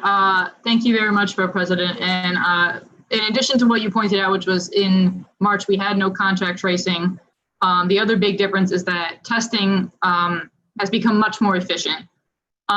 We used to be, you had to wait so many days to get your test, and school communities were so nervous. And I know we all remember in March, people feeling a lot of anxiety, someone coughing in the hallway, and the whole school wondering what they had to do. So we've been talking a lot with our colleagues at DOHMH. We talk with them every single day, many times a day. We're all sick of each other about what this will look like come September. And one of the things that we take into consideration very carefully is the ever-changing health environment. And I think that's, so I know Mike and someone else raised the great point about, will there be protocols for, shutting back down? Absolutely there will. What that is depends a lot on where we are when school starts. Right now, the state guidance tells us that anyone who has an under a 5% infection rate can reopen. New York City is around 1%. Every borough is around 1% right now, which is tremendous when you think about it, but it's still, people still feel a lot of concern, right? So we want to make sure when we return, we do it, and whatever protocols we put in place, we do with the guidance of DOHMH, but also with our knowledge of what schools are like and what school communities are like and knowing what they'll need to hear. So we are working very close with them to develop a protocol for what happens if someone's sick, what happens if someone tests positive, how do you communicate that to families to make sure that we don't have any of the issues that we had in March and that we're following the most up-to-date safety guidance. So, please stay tuned about that. We know that's the most important question on everyone's mind. And also, child she or himself or not may not be sick. If their guardian, if their grandparent at home is tested positive or even has symptoms, what's that line of communication? What is the pace of that communication to the school and to the potential contact before or after, or in the vicinity of that point of contact? All of that, I assume you're working out. But I think those are the questions that parents are eager to hear answered, or at least assured that those are under consideration for the reopening, because there was a lot of confidence in the school, confidence shaken in March with regard to, and in full fairness, it was a whole new world, right? And we understand that. But from some perspective, the delays, although I know that the city moved as quickly as it could, but the delays in informing the families of potential cases, and then also once there was a positive case and all of that. So there's a bit of trauma from that that I think you have the unenviable position to roll into this new opening. And I don't think we can afford another breach in that confidence. There absolutely is. And one thing we've shared a lot with DOHMH is it has to follow the health guidelines, but it also has to make sure that people feel that sense of safety and security, because otherwise people aren't going to want to send their kids to school no matter what. So we want to really make sure we address both of those things, both the most recent science and health information, but also what we know parents need, families need in order to feel safe, what principals need. We're going to give principals all the support we can on how to do those very sensitive communications. So these are all things that we're definitely talking about. And I want to say they are complicated, but we also know that this is going to change day to day, and we want to make sure when we return, we give the best possible information. So. Or before we return. Yeah, but when we go to return, we have the best possible information. Let's put it that way. Yes. Deputy Conyers, I know you're limited on time. Another quick thing. I know that Department of Education has been hosting informational sessions for parents. I know that that's been widely attended, certainly in Queens. I would ask if it hasn't already. I know that those have been available in a couple of languages, namely Spanish and Chinese. I would ask that the transcripts of those informational sessions be publicly available in the top languages of the borough, namely, and some of them were mentioned earlier, so Bengali, Russian, French Creole, Korean, Italian. If that could be made possible, I think the other challenge is some of getting the pace of getting the information out to families unfiltered. So the transcripts of those would be very helpful.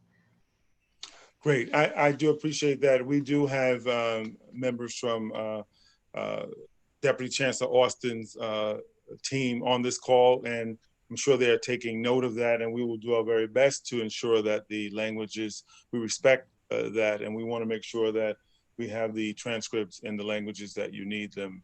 And as to the pace of getting information out, we will certainly we're an improvement machine, and we want to make sure that we are customer service oriented. So we want to make sure that we do our very best each time.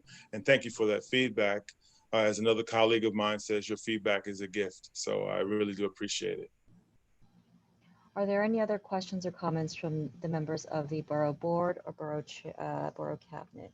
I see Vinnie Arcuri of Board 5. Chair Arcuri, please go ahead. Yes, so we amateurs are talking about things that only the scientists could answer.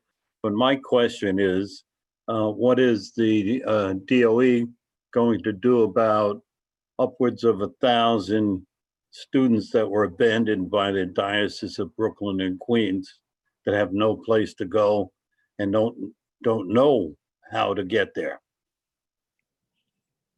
So we haven't, first of all, I'm sorry about the abandonment, but we have an obligation and open arms for the education of students throughout New York City. We do have our Office of Student Enrollment, and I'm certain that students are welcome to enroll in our schools. They will have to be also, their parents would have to choose whether or not, depending upon when they come for entry, which modality, whether it would be 100% remote or there'd be some hybrid model. So to speak about students that have been abandoned, that already hurts me to hear that. And we want to make sure that we can get these students to the appropriate family welcome centers so that we can do the kind of articulation into our system, or in some cases, it may be a re-welcoming for some of them if they've been here prior. So can we do an outreach program? Because as Alexa said before, it's even a short period for the current public school parents to get their kids into the schools or get registered. We need to do something to reach out to these abandoned children that were basically left to float alone by the Diocese of Brooklyn and Queens. So what I want to do is ask the Executive Superintendent, Mabel Sardui, that's on the line, I see that you have your email address there. I'd like her to take your email address so that she can contact you, and then we can see what we can work together on in that endeavor. Thank you. I'm going to write it down myself. Thank you. Thank you. Deputy Conyers, this may be a too bit of a technical question, but going back to some of those models that you had of how the school day would be structured or the weeks would be structured. So if my child is in school, I'm sorry, if the class that my child is in or if I decide to opt out, am I still responsible for the remote learning as a parent? Or is there, does my child still have access to their teacher of the incoming class? I mean, how does that all work out? How do you balance that? So let me just first clear up the opt-out. To opt out simply just means that you are deciding to do 100% remote learning. That's going to be the experience of the modality. As to whether or not your child will have the teacher of that class. I believe it is too early for me to answer that question. Certainly, we are looking at all different options, but I really can't say much more than that right now without going into the land of hyperbole. That's fair. Thank you. And there are other we are the world's borough, and there are parts around the globe that are a couple of phases ahead of us in terms of reopening particular schools. That what we see online seems to be working models. Places like Taiwan, places like New Zealand, where schools are up in operations with maximum safety of the kids and the staff and the teachers. Are there any models in particular that our Department of Education has looked to emulate, or for ideas on best practices of opening? Oh, absolutely. I do ask you not to ask me to delineate where, but I can tell you that we have a robust team that has been looking for quite some time in the nation and outside of the United States at schools, at their reopening.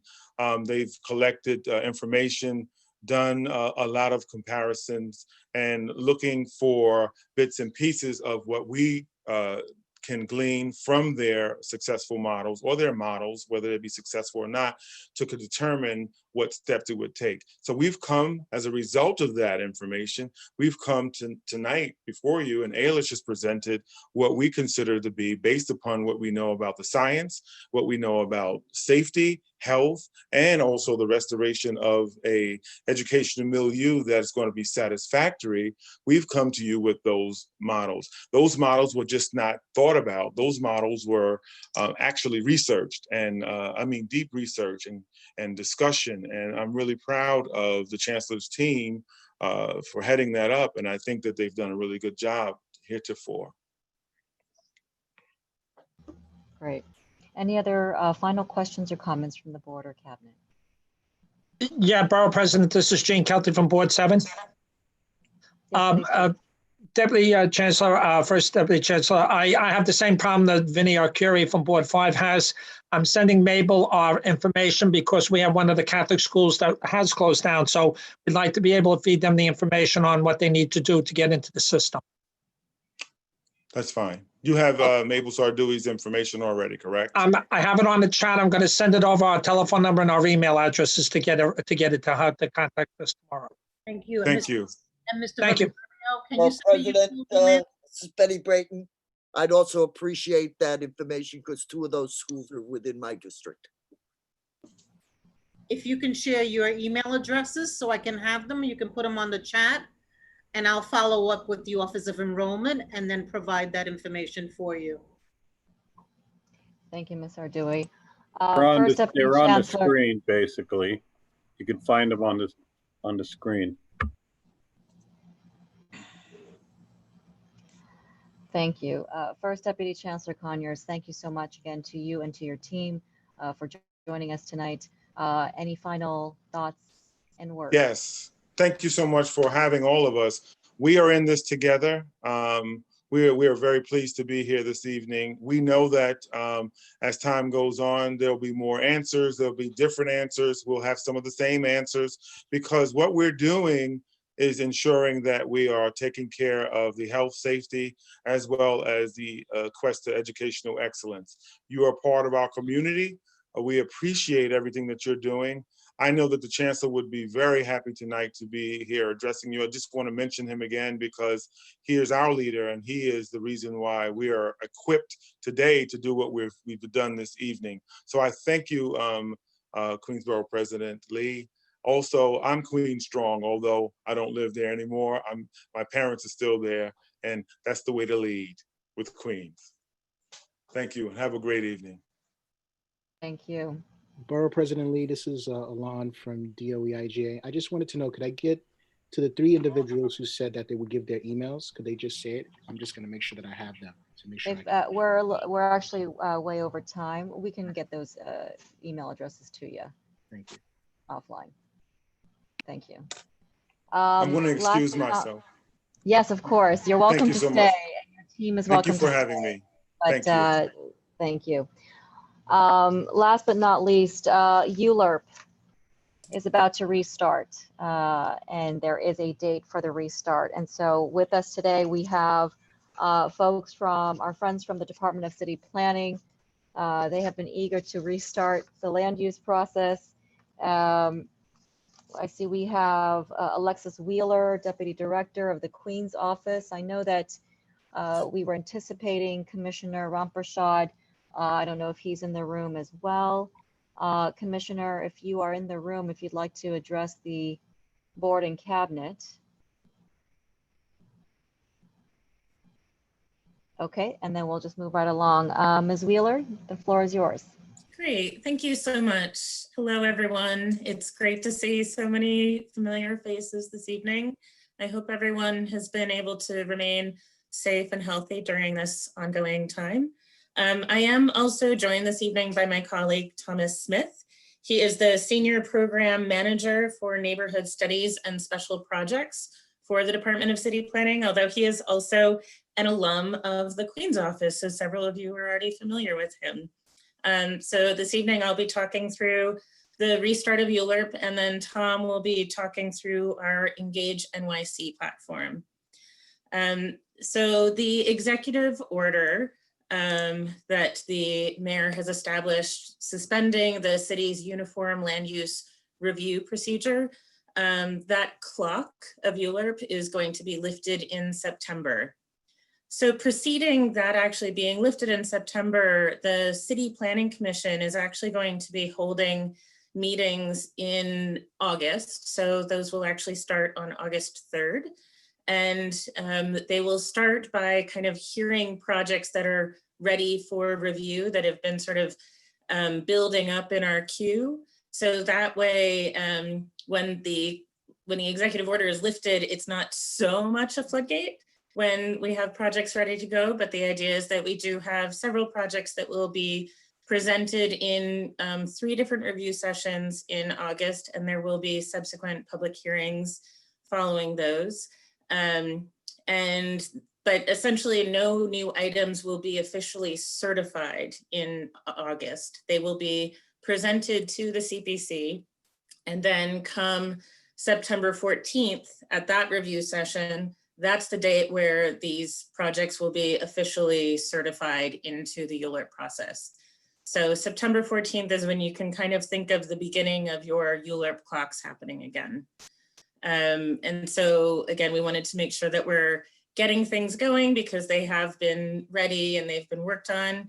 So in the next few days, you should expect to have your members of my team who are your liaisons reaching out to you to discuss upcoming projects that you'll be seeing. So being mindful of time this evening, I won't do a whole roll call of all of the projects, but we'll make sure that we're having a lot of contact with all of you so that way you're familiar with and you're comfortable with the projects that are coming your way. We do have one kind of major project that's been held up in this sort of ULURP limbo, and that's the Flushing Waterfront project. And we do anticipate the CPC hearing for that to be held on September 16th.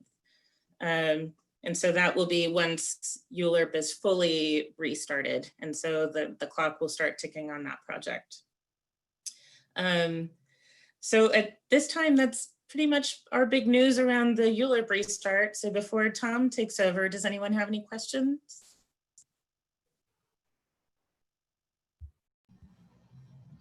Okay. I think I see a hand from District Manager Coloris of Board 1.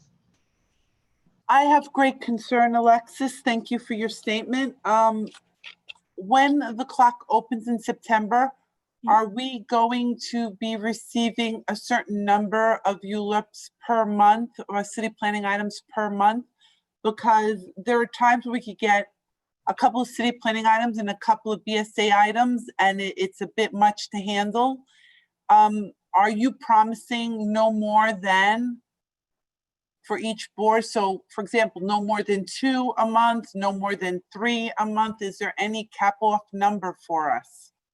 We don't have any official number like that right now, but what we will do is Florence will be reaching out and speaking to everyone to make sure that what we do have kind of coming up in the queue won't feel overwhelming. I don't think that, you know, CB1 is in a position where you guys are going to have so many projects coming at the same time, but we'll be discussing that offline. We are trying really hard to be mindful of wanting to give some of these projects some breathing room and some, you know, the board really does have to have their fair shake at reviewing all of these projects. And so we want to make sure that we're not overwhelming you and all of your efforts and kind of the overall system. So we're happy to talk offline about the timing of these projects. Excellent. Thank you for your time. Greatly appreciate it. Thank you. Any other initial questions or comments? Yes, this is Dolores or Board 14. I have a concern regarding the public hearing process. I feel that many residents will not have sufficient participation, especially there's 1 or 2 projects that we have that there are many concerns about. And if it's not a real live public hearing, I think a lot will be missed. Absolutely, and I really appreciate the concern that you're expressing this evening, Dolores. Part of why I would say it's taken this amount of time for ULIRP to restart is because the DCP team has invested so much time and energy into really trying to find an accessible, a universal and equitable platform to be able to engage in the hearings. And so we have been able to make sure that, you know, it's going to be over a Zoom webinar platform, but there is call-in ability, there is write-in ability, there will be translational services provided. And so we are doing everything that we can to both bridge the accessibility divide as well as any sort of digital divides. And if you are finding that you are hearing from any members of your community that are still struggling with this, please alert me and let me know, and I will work with our colleagues at City Planning, and we will see how we can ensure that this can actually include everyone. But that is certainly something that our agency has invested a lot of time and energy and resources into. And so we definitely hear that concern, and we will do everything that we can to make sure that it is not something So that I believe that we have substantial, and I'm sure every other community board has that. You have a population that may not have access to Zoom. They don't have internet at home. They don't have a computer at home. They probably have a cell phone, but you're then going to ask them to use all their data on how many hours of a public hearing. And that truly is a concern for us. Okay, Dolores, I definitely hear your question and your concern here. And so I'll bring this back to our colleagues and see if there is another solution that we can incorporate here as well. Okay, thank you. Thank you. We have a question from Chair Bratton, Board 10. Thank you, Borough President. My question segues off of Dolores's. I think Dolores meant the community board public hearing, not the city planning public hearing. Yes, I did. Thank you, Beth. You know, a great deal of what we do when we're assessing a full community is being able to read an audience, to get the feel of what people are saying and knowing who it's coming from. And we can't do that in a Zoom platform. And we can't do that when many of the people would be on the telephone, not on the video portion. And you don't get the full impact of what people are feeling and thinking just by watching our little Hollywood Squares pictures. You know, so we kind of need a better sense of when we're going to be able to get back to live meetings. Thank you. Thank you, Betty. Unfortunately, I'm not able to speak to the same extent about some of the limitations set on gatherings right now. Certainly governor's executive order is one of the things that's kind of limiting us to not hosting meetings over 25 people. I think that's going to be a difficult thing to predict at this time, but I think certainly we're happy to continue to work with your office and the district managers to try to find better ways to, again, broach these digital divides. Thank you. Thank you. I don't see any other immediate questions. So if we'd like to turn it over to Thomas Smith. Hey there. Oh, you're muted, Tom. And I'm the one who is setting up the Zoom for city planning. I can't even turn on my own mic. Madam Borough President, would it be okay if I shared my screen? Of course. Thanks. All right, so we have developed a citywide portal for all city agency public meetings. This would be any meeting that normally would have been held by any agency throughout the city in public. It's actually built off of the same base of NYC events. I'm sure a lot of you are familiar with NYC events. That's where they really list alternate side parking, digital garbage pickup, things like that. So we really needed to develop a space for actual remote public engagement that wouldn't be cluttered with, alternate side parking notifications. So the idea is that any city agency that would be hosting a meeting would be able to post their information here, and any member of the public would be able to find it fairly quickly. Let me see. So we basically start with the landing page, and I just have to move a bar so I can actually see what I'm talking about. There we go. So we have NYC Engage. The hardest part about this was actually coming up with the name. That took weeks. But at the top, you'll see how-to guides. We've developed a set of instructions for members of the public, how they would be able to access these meetings, regardless of the platform being used. Some agencies are using Zoom, some are using WebEx. There are other tools out there.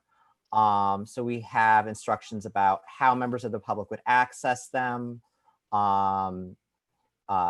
information about accessibility for the visual and hearing impaired, interpretations, and also how people should prepare for a public meeting if they are planning on testifying. We also have a page of upcoming meetings. Let's see, we only just launched this and began posting. Most of the content on the site right now is city planning, but our sister agencies are going to be posting shortly. BSA, LPC, PDC, any of the agencies that normally hold public meetings are going to start posting to this site. So let me click on Staten Island and see what we have. So this is what a standard meeting page would look like. You can visit the website for the project. This is for special district updates in Staten Island. Then you have all the relevant links. To join the meeting, you would click on this link here. It brings you to a quick registration page where you just, if you want to type in your email address and your first name, that's generally all that's required, or anything else that information they're trying to collect.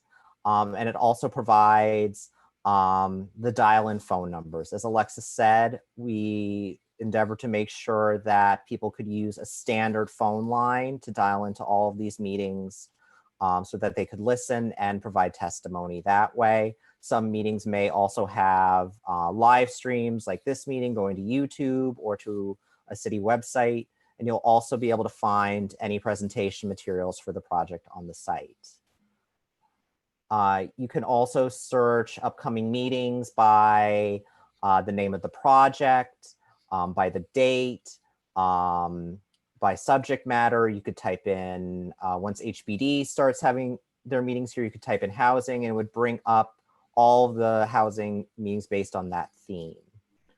Once meetings have ended, all meetings will end up being archived.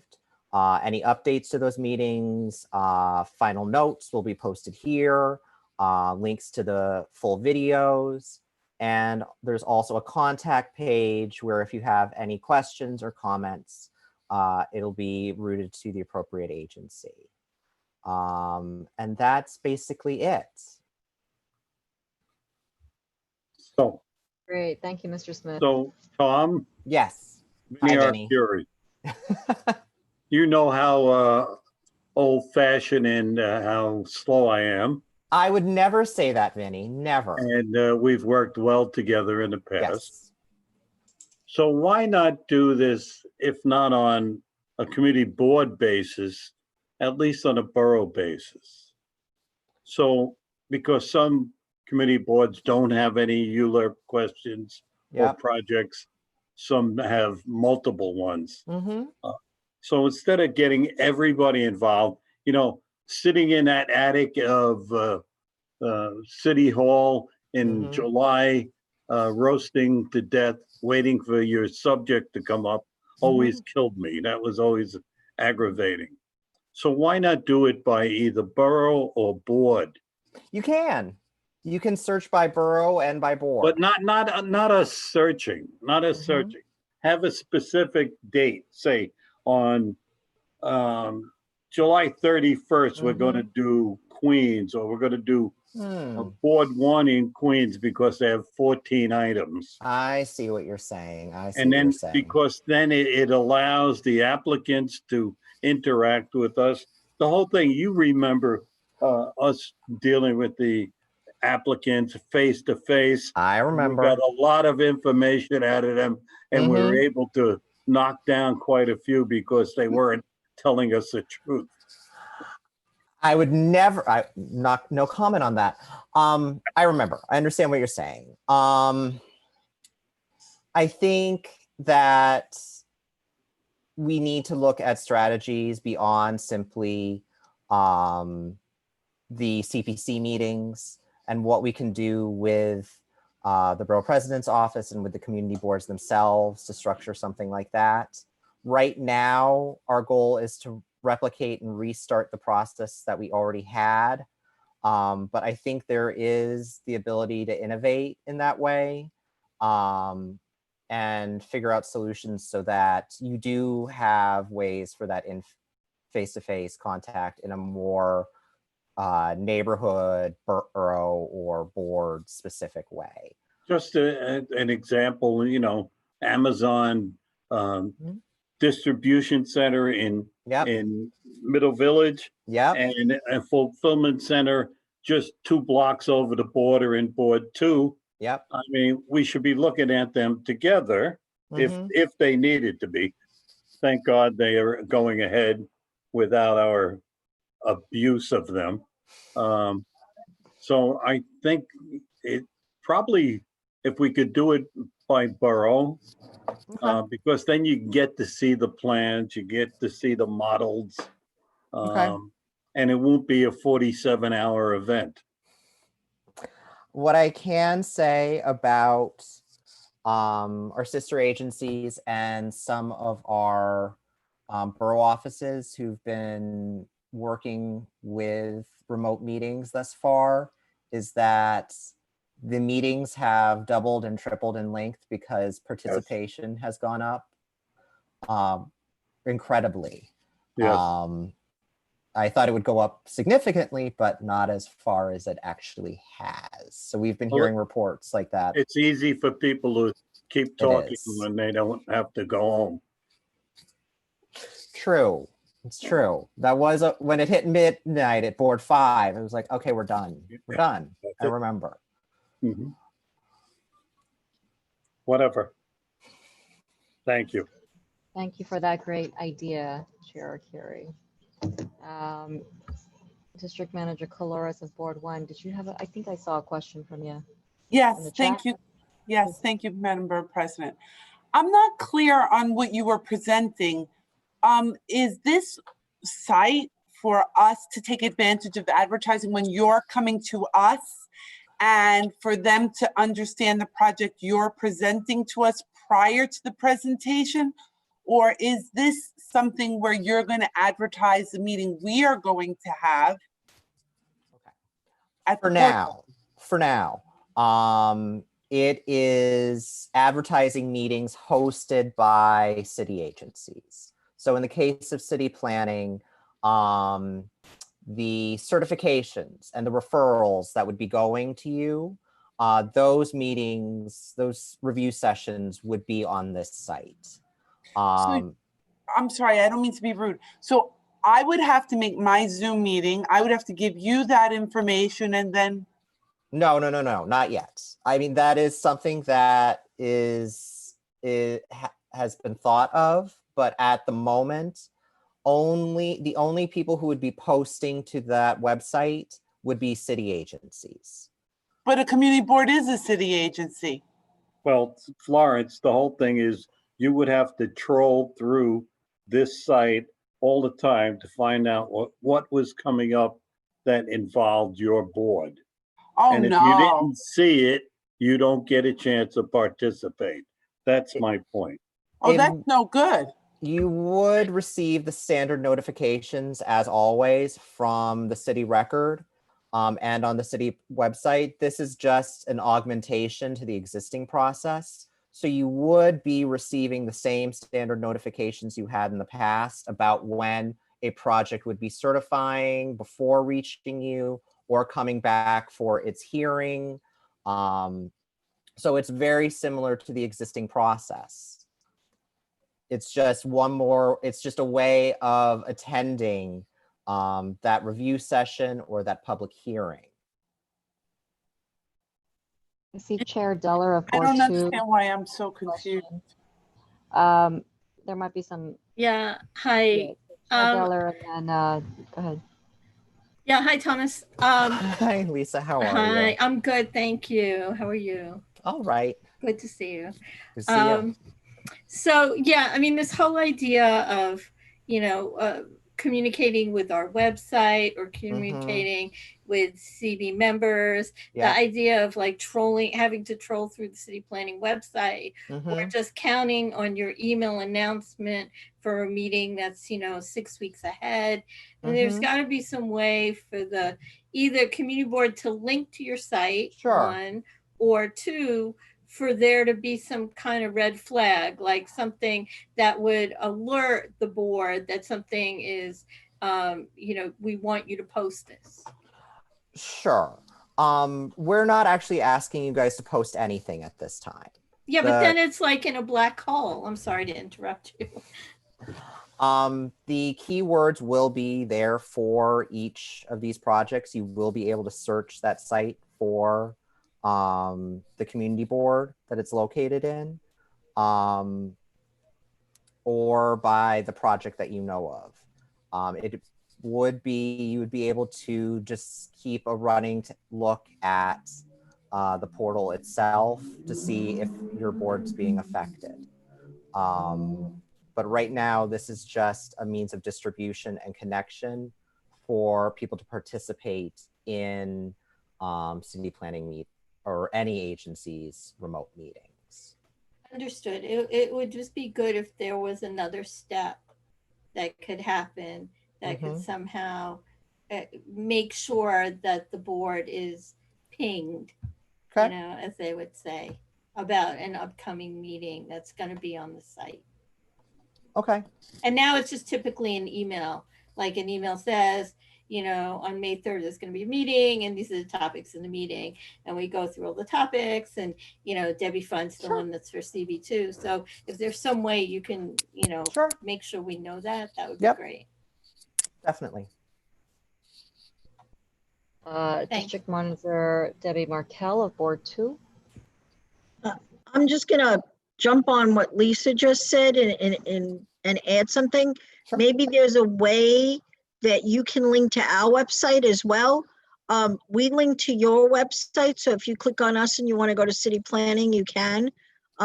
Maybe there's a way that if there is a project, you Mhm. can link back into us. Because we post all of the meetings. We make sure that people know that there's a EULA project and when we're having a public hearing. But if you're using that website, there should be an interaction with our website or some way of letting people know that you can click back and forth. Okay, I can try to figure out how we would make that work. I think I could see a way of getting that to function. That would be positive. Thank you. Any other questions or comments for Mr. Smith? Great. Thank you, Mr. Smith. you. And thank you, Ms. Wheeler, for your presentation and joining us today. No other business on the agenda, and so that would conclude our meeting. Thank you for your patience. We know that it was a long one. Typically happens in these joint meetings, but hopefully you'll be able to recover the time next month because we will not have a meeting of the board nor the cabinet. So the next meeting of the Borough Board will be Monday, September 14th, 5:30 p.m. And the Borough Cabinet will meet the following day, Tuesday, September 15 at 9:30 a.m. Stay safe. Wonderful to see you. Thank you. Thank you.